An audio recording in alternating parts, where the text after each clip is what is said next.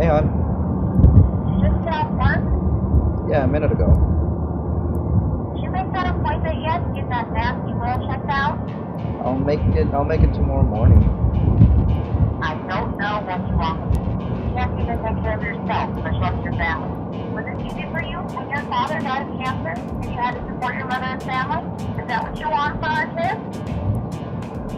All right, I'll make the appointment in the morning, but I think you overreacted.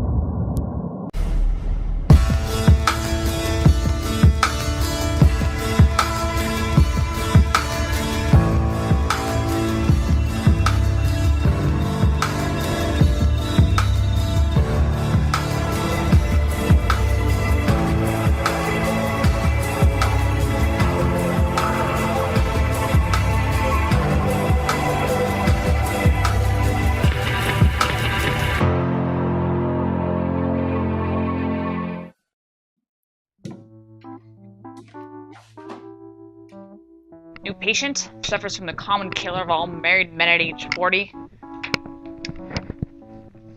Nagging. Wife. Why bring the case if you've already seen the patient and cleared it? I haven't. Quit. Both. It says here the patient has had lots of unprotected UV exposure at a young age, works construction currently, probably more unprotected UV exposure. Canning Booth wasn't doing it for him. Wanted the raw, natural stuff. Patient's dad passed away last year, malignant melanoma. Has concerns about a strange-looking mole. He's at a high risk for melanoma because of the family history. Well, let's not blame bad parenting. We can take an excisional skin biopsy, test for genetic mutations, since the family history is already positive for melanoma.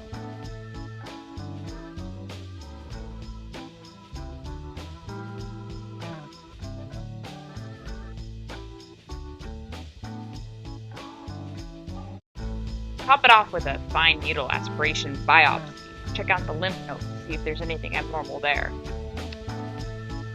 Oh, and make sure it's 2 sugar, no cream in my coffee. The cute one, never get it right.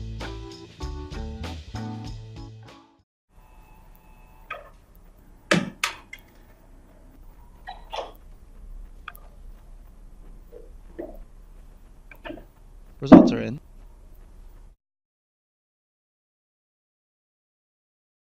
That's a shame.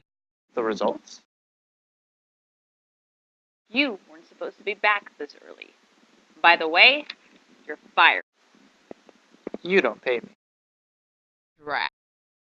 Let me cheer you up with some more bad news.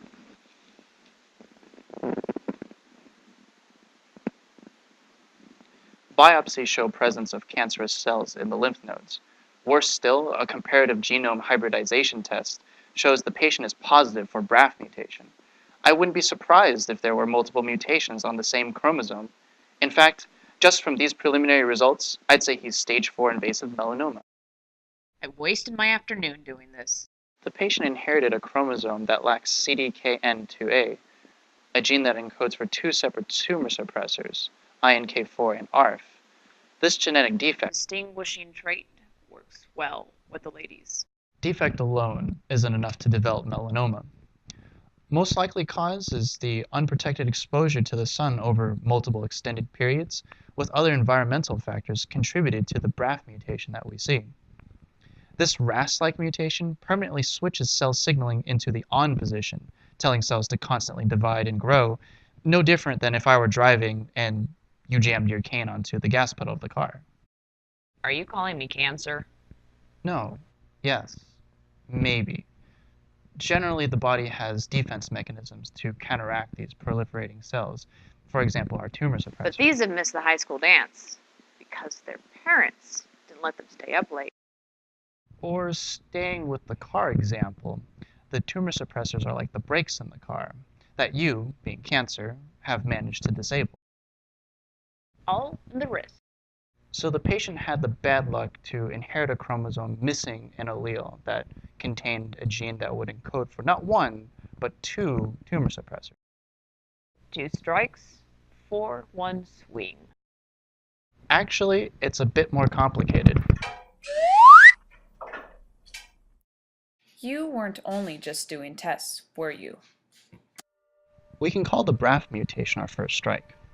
And the BRAF mutation is really no different than a RAS mutation, where the mutation itself causes the protein to be stuck in this active or always on state. Because the protein is in this stuck on state, its downstream participants will become phosphorylated or activated, and the overall growth signal that this pathway is responsible for will lead to more cells to go through proliferation and more cells to go through growth. Now, normally, the patient's tumor suppressors would recognize this event and act accordingly. However, the gene that codes for and ultimately produces specifically INK4 and ARF is missing because of the family genetics. Now, if the patient is missing ARF, the p53 and MDM2 complex is going to stay complex together. ARF would usually take MDM2 away from p53.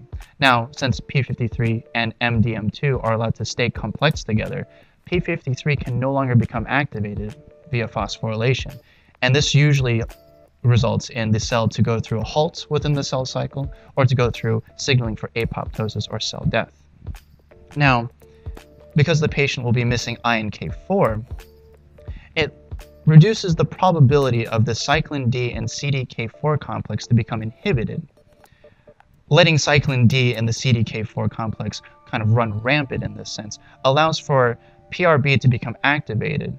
And this activation of PRB allows the cell to get past a regulation point within the cell cycle, leading to the transcription factor E2F to go through transcription and lead to more cell signaling for cell proliferation and cell growth. These two pathways are responsible for how tumors can get big and ugly. Now, this is why they become very dangerous. In normal cells, beta-catenin can be activated via tyrosine phosphorylation. It allows it to dissociate from these epithelial binding proteins, E-cadherin.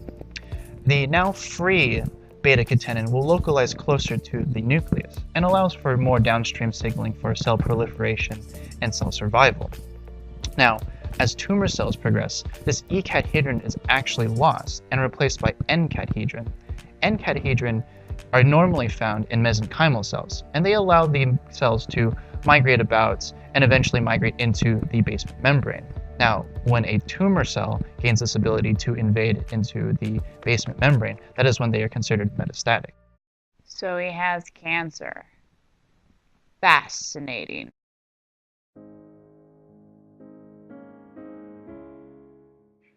Oh, good. You're already here. Saves me the trouble. Saves you the trouble of what? Asking you to sit down Why should I be sitting? so I can tell you you have cancer. Even though that cat is kind of out of the bag now. Cancer? Are you sure it's cancer? Well, if you Google hard enough, you might find that it's lupus. Is that better?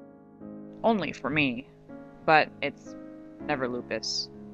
Except when it is. Wait, is it? No. You definitely have cancer. We've detected abnormalities in your DNA that may have helped to the developing melanoma. We've deduced that it's stage 4 melanoma, meaning that it spread to your lymph nodes and possibly other parts of your body. So that's it then. What are my options? Well, because the medical community would disapprove of me burning it with fire, I'm going to suggest a wide local excision first. That means we're going to remove the melanoma and most of the tissue around it. We might also recommend radiation treatment to make sure that we get all the cancerous cells. So will that take care of it? Maybe. There may be metastases in other organs depending on how far your melanoma has spread. These ones are going to be much more difficult to remove. I'm going to recommend immunotherapy as well. There's a new drug on the market, which is Yervoy, which is shown to help people with advanced melanoma. What does it do exactly? Well, melanoma cells present antigens that would allow your cytotoxic T lymphocytes to find them and to destroy them. However, melanoma cells also secrete signals that interfere with the interaction between the antigen and the cytotoxic T lymphocytes. This drug inhibits that signal. Never mind, it's magic, works by magic. Oh good. Because your melanoma incorporates a BRAF mutation, we can use Zelboraf, which will not cure your melanoma, but it will help you live longer. However, the best way to treat cancer is to incorporate several immunotherapies at the same time. I recommend biochemotherapy, which will combine chemotherapy with interferon or interleukin-2. These are just agents that activate your immune system. This sounds very uncomfortable. So, whatever happened to that patient of yours? Well, he was doing well. He was in remission, but, unfortunately he passed. The melanoma got to him. No, actually, a truck. Oh, that's a shame. It's been 18 months of treatment. It's finally going well. I think I'm actually going to beat this.